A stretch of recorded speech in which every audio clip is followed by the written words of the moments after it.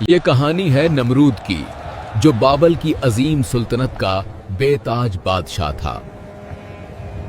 اس کا شہر سونے، چاندی اور بے پناہ شان و شوکت سے چمکتا تھا۔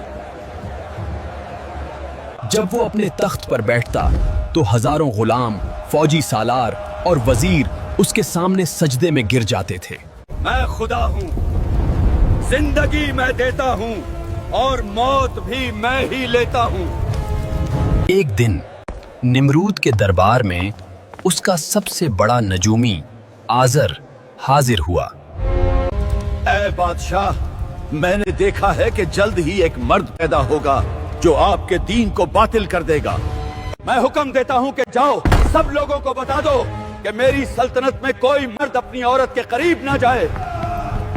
مگر اللہ کا فیصلہ اٹل تھا۔ اسی دوران حضرت ابراہیم علیہ السلام کی والدہ حاملہ ہوئیں۔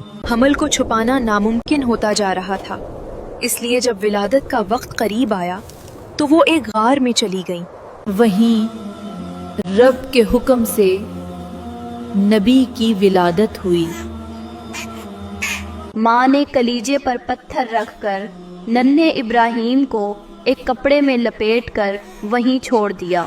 غار کا منہ ایک بھاری پتھر سے بند کیا اور خاموشی سے واپس روانہ ہوئی تاکہ کسی کو معلوم نہ ہو۔